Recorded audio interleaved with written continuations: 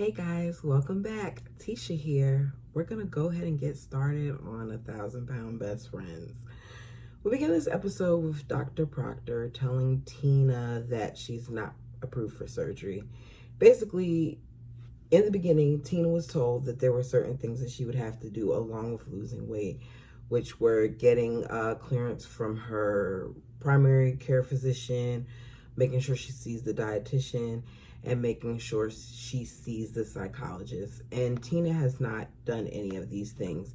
And as a result, Dr. Proctor cannot approve her for surgery. He lets her know that when it comes to bariatric surgery, that it's not just about the weight loss, that it's about multiple things, which is why that he recommends for them to make sure that they do it. Tina says that she's disappointed, but she understands that she has to do the other things. Ashley tells her that the other stuff is the easy part, but Tina is worried that while she's trying to make sure she gets the other stuff done, that she may put back on weight. And I feel like that proves Dr. Proctor's point that you aren't ready for surgery yet, because you having to go to see some doctors and talk to the psychologist should not mean that you stop losing weight.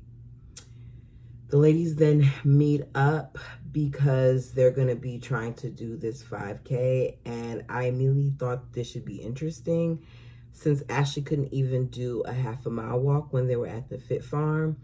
And of course, as soon as they begin to walk, we hear the complaints about the heat and how long they're walking and all that other stuff. Before they even walk, I'll skip this part, Ashley announces that she's approved for surgery, and she kind of thanks Vanessa, not Meghan, for motivating her. Tina lets them know that she didn't pass, and, well, she didn't get approved. And Meghan tells her, like, it's going to be okay, along with Vanessa, saying that the next part is the easy part. She just has to get it done. We then see that Vanessa goes to Dr. Proctor for her 9-month check-in. And Vanessa is talking about how she wants to have skin removal, and she's hoping that she gets approved for skin removal surgery. And I already knew that he wasn't going to approve her. Most of the time, you don't hear them talk about skin removal until after a year. But we gonna see what happens anyway. She talks to him about how she feels accomplished, that she feels like she's gotten her life back, that she spent 20 years basically not being able to do a lot of things. Now she got little moments like getting into the car and being able to buckle her seatbelt in front of her instead of behind her. And I can't imagine how that feels, that you could not buckle your seatbelt. It's the things that you don't think about. So we see her get on the scale, and she now comes in at 248 pounds. Vanessa has lost 200 pounds in less than a year. Because we know at this point it's been 9 months since her surgery, but there were some times where she was having some difficulties beforehand. But we're just going to say she's done 200 pounds in less than a year. Way to go, Vanessa. Vanessa is doing her thing. I don't agree with everything that Vanessa does, but you can't take away the fact that she is doing what she's supposed to do. Dr. Proctor lets her know that he's so proud of her, and Vanessa's an example of why he does what he does. Vanessa lets him know that she was hoping that she can get approved for skin removal surgery, and he lets her know that she still needs to lose more weight, that as far as he's concerned, skin removal should not happen until you get at your ideal weight, and ideally he wants her to be at 180 pounds. So she still has a significant amount of weight to lose.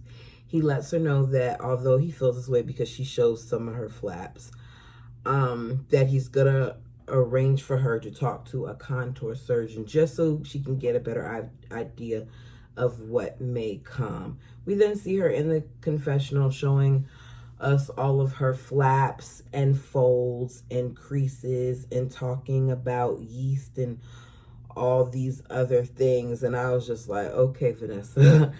When she started pulling stuff out of different areas, I felt like it was a bit much, but all right. I'm going to jump to the ladies going on their 5K walk. When the ladies go on their 5K walk, we see that Vanessa comes with her sons and her sister. Her oldest son is talking to Dr. Proctor because Dr. Proctor asked him how things are going, and he says that they're going good, that he's been doing a version of keto, and that he plans on, he plans on following up with his doctor. We see them walking. One of Tina's children, it looks like, begins walking with her, but later on we see that they're all there. I won't make any assumptions about that, but we do see one child walking with Tina. So Tina, Ashley, and Tina's child are walking together, and then Meghan, Vanessa's two sons, and her sister. Well, no, I don't know if the youngest son was walking. I know Jacob was, but I don't recall. Maybe he was walking. I can't remember. But we see them walking. Vanessa and Meghan are kind of immediately complaining about the parts of their body that are hurting. We see Dr. Proctor jogging, and Dr. Proctor catches up on his second lap, Ashley and Tina's first, letting them know that, they can do this. And he talks to Tina and asks Tina, like, how are things going with her appointments and all that other stuff. And Tina says that she set up her appointment with the psychologist, but she kind of is hesitant when she's telling him. So he says that he's concerned, and he reminds her that she really needs to follow through with it. During the end of the first mile, Vanessa complains about the yeast that's under her hanging skin and how it's hurting her with the friction of her stomach. Now, I can't relate to what Vanessa is going through because my stomach isn't hanging like hers. I do have a stomach. But I don't quite understand why, if Vanessa knew that she was going for this walk, why she didn't put clothing below her stomach so that the friction of the skin doesn't bother her as much. Example, she has on leggings. So put on your first pair of leggings, allow your stomach to hang over the leggings, put powder or whatever under that part, then put on another pair of leggings or compression pants and pull that up. That way your stomach kind of stays in place, I guess, and you're not having so much friction against the skin. I don't know if that will work, but I've seen enough of these shows to see that people do different things to bind and keep their stomach in place. Like, we've watched enough 600-pound life to see that there are things that she may be able to use, even the pregnancy belt, to help lift you some. Now, granted, that's a lot more skin, but I feel like some of that would help relieve some of that weight from pulling off of the abdomen, because I feel like Vanessa kind of feels like if she complains about it enough, that maybe they'll do her surgery faster. I don't know. We see that she stops, and her sister stops as well. Neither one of them, nor did we see the son walking with Meghan. So at this point, Meghan is walking by herself, and the producers are following her, and she's saying that during lap 2 that she's about to die. And she went to stop at one of the check-in tables, and Proctor happened to walk past her, and he was like, I'm not going to allow you to quit. I'll do the third lap with you if you keep going. And he, to me, Proctor is a decent guy because he didn't have to do that. But he walked with her, and he talked with her, and he let her know, like, you're going to be really, really sore, because she was talking about how her legs feel like jello and all that stuff. And he said, you're going to be really, really sore because your body isn't used to this.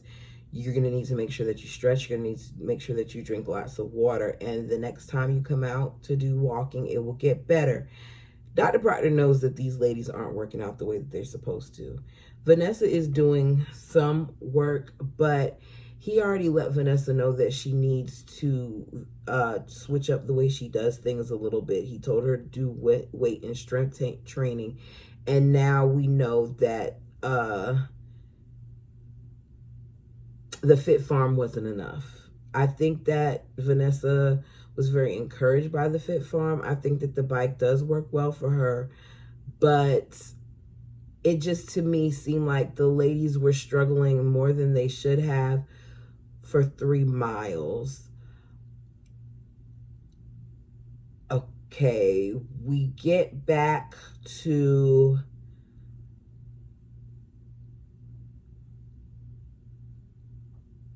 Ashley. Yes, Ashley and Tina. And they pass the finish line. Sorry, guys, I had a blank because I wrote down the wrong name and it was like, what in the world? They pass the finish line and they seem really happy. And it was nice to see the other participants standing there cheering them on. Meghan took so long to finish her 3rd lap, but that by the time everything was done, it was dark. But we saw that they put up a finish line for her to come through. And Dr. Proctor was encouraging her the whole way. And he says he's very impressed with her. We see her family, which is more of Tina's family, cheering her on, including her fiance. And as Meghan approaches the finish line, we hear someone, and I didn't catch who it was, telling him to hug her. Meghan should be very proud of herself. The way Meghan was responding, you would have thought that Meghan won a race. However, I feel like Meghan is constantly babied. And some of you may disagree with me, but I just feel like she's constantly babied. She did a great job. Her man is trash, because if he was there and he saw that his woman wasn't there yet and they said she's still walking, how cool would it have been if he would have met her while she was walking? But Meghan talks about how grateful she was for Dr. Proctor, and looking back at things now, she feels like everything has changed. We then go back to another part, which really happened before this walk, but I skipped it, where the ladies are planning the bachelorette for Meghan. They determined that because of money, they're going to go to Savannah. Ashley makes it known that Tina's going to plan boring stuff. They'll let her have a part in it, but she's going to be boring. And Ashley's like, Vanessa, you got it. So they talk about food and drinks and strippers, and Tina suggest a ghost tour. And I'm going to have to agree. I don't think a ghost tour, for me, that's not my idea of bachelorette, but it's all right. I feel like this bachelorette trip is a great idea, but it has to be hard to do this type of thing when you're trying to prepare yourself for surgery. Because let's be clear, when you go on any type of trip, you indulge. You want to try the different foods, and you want to have drinks, and you want to do all these things that are high in calories. So it's going to be interesting to see how the women navigate. Tina lets Ashley and Vanessa know that her and Johnny have been kind of talking about things, and Johnny wants Meghan and John out now. She said that 2 of her children are rooming together, and because they're sharing a room, they're having a lot of disagreements and arguments, and they need more space. So one of them needs to go in the room that Meghan is occupying. And I find this to be crazy to me, how your children are having all of these disagreements and arguments, and Meghan and her fiance feel comfortable living in that house. They're very inconsiderate. Tina is so worried about how Meghan's gonna feel about it and when to tell Meghan. But Tina, you need to put your family first and stop worrying about how Meghan is going to feel. Tina and Meghan are very codependent, and it's bad. You're sitting here letting us know that you and your husband are having complications. You do not then add on to it by putting two other adults into the equation. It's very inconsiderate of your family. And I feel like part of you might be using Meghan as a buffer because maybe it's easier for you to not deal with what's going on, but you're actually making it worse. 3 days after they do the 5K walk, they're heading to Savannah for the bachelorette party, and they're talking about how sore they are and all these other things, and Meghan lets them know that the theme is Renaissance / medieval, and I wonder if they've even set a date yet. Like, is this for real? Are we just saying that we're doing this to do this? Is she really getting married? Did TLC pay for this trip to Savannah? Because all y'all said y'all were broke females, but is this happening for real? Because what's the date? They check into the hotel and Meghan lets it be known she's ready for her stripper. The hotel staff has decorated the place with decorations that Vanessa said that they pre-sent. I don't know how true that is. Meghan says she has to go to the bathroom while Tina and Vanessa go ahead and head to the bar. Ashley stays with Meghan. While at the bar, Tina conveniently looks like she's so distraught and so unhappy. She always looks so stressed. Like, you got a husband and you always look like you need some assistance, if you get what I'm saying. I don't get it.